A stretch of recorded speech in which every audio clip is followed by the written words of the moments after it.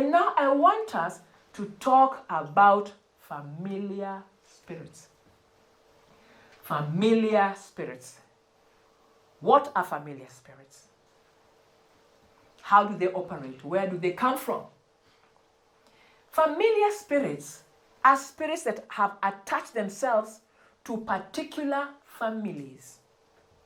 They will attach themselves to a particular bloodline, and they'll work undercover in the name of tradition. They will work undercover in the name of tradition. A familiar spirit's assignment is to survey this family line, and study people within this family line of the same bloodline. They know your likes, they know your dislikes, they know your voice, they know your strengths, and they know your weaknesses. They are familiar spirits. They work within that family. And the goal of their assignment is to gather spiritual intelligence that will open doors for Satan. Spiritual intelligence to open doors to Satan. This one I know their weakness. Their weakness is stealing. Okay? So you demons that tempt, go and tempt them. And once they steal, commit that sin, the wall breaks and a spirit enters in. A spirit of theft. They're all within the same family. But now a spirit of theft has already now come into the bloodline.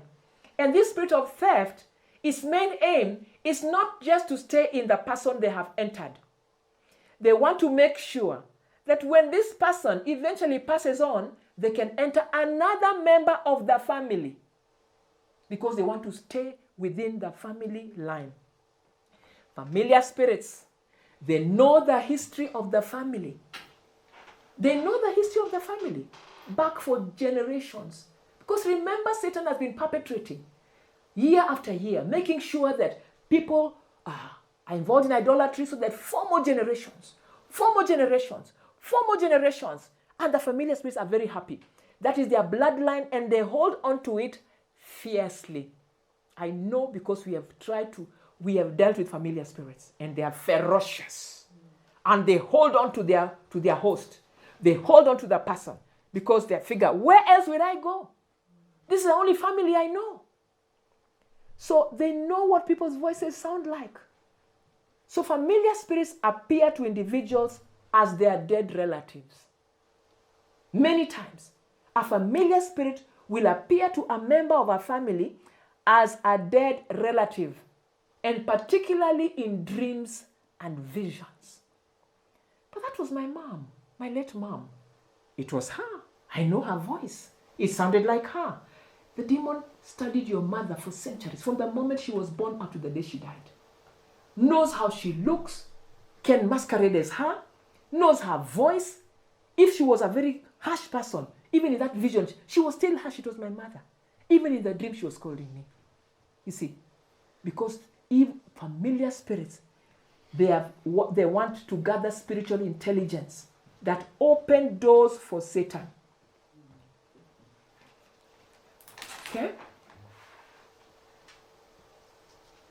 And the information that familiar spirits give are used to deceive. They are used to deceive. And a familiar spirit will fight tooth and nail to stay within the same family. And when their host dies, they will try and enter somebody else within the same bloodline. And I believe that many of the evil spirits that fight and scratch, and there are some people, when you pray for them, they're trying to scratch you. They hit at you, they try to kick. Most times they're familiar spirits. Because they're saying, there is no way I am going. That is no way I am leaving this family. And that is why you'll hear things like, when my grandmother was dying, she said that the eldest son should inherit the family shrine and maintain it. Or that the eldest daughter should maintain this family shrine, and she's the one who should inherit all the things that I have. And so some people always tell me, even when we are in the counseling sessions, oh, my grandmother, when she died, all the pots and nyungus, all the pots in her house and the paraphernalia were taken to another uncle's house, because that uncle was supposed to now inherit these things and continue the lineage of these familiar spirits. And familiar spirits, let me tell you another thing that they do. Familiar spirits are the ones that instigate customs and traditions that give them a legal right to stay within the same family. And this they do through rituals.